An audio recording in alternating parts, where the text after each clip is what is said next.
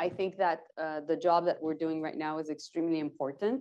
I think that the relationship between Canada and the US is extremely deep, and any form of trade tensions or trade war would have deep and lasting impacts.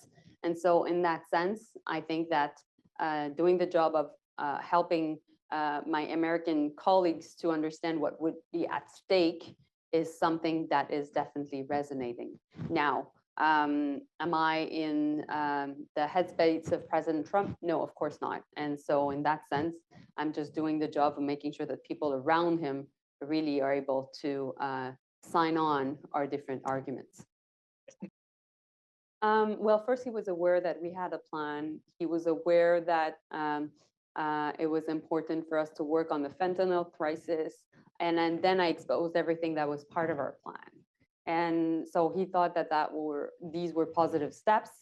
And ultimately, we need to do more together. And so we've committed together to make sure that our officials would be working on this, and that he would take that information and talk to the president about it, and also that I would continue, and the Minister of Public Safety, David McKenzie, would continue to talk to Tom Homan, the border czar, of President Trump. The Secretary of State understands the relationship between trade and geopolitics. And it is important that we work together and that we not be divided in a world where there's so many geopolitical competition, particularly when it comes to China.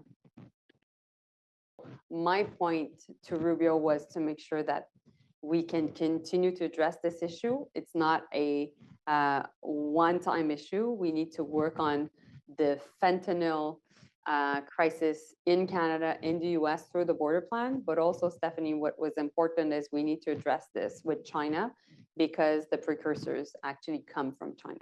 So that was also the part of linking it to what is happening in the world, and not only linked to our bilateral relationship.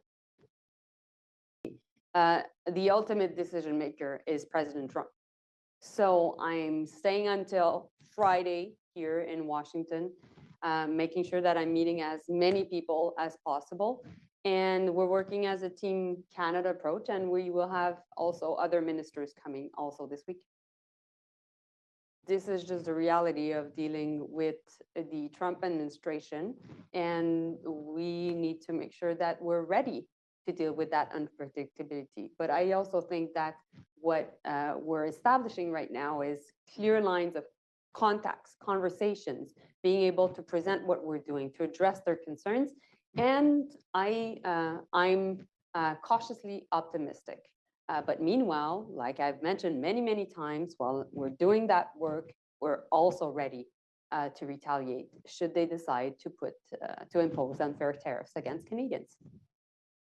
Jelajahi cara baru mendapatkan informasi. Download MetroTV Extend sekarang.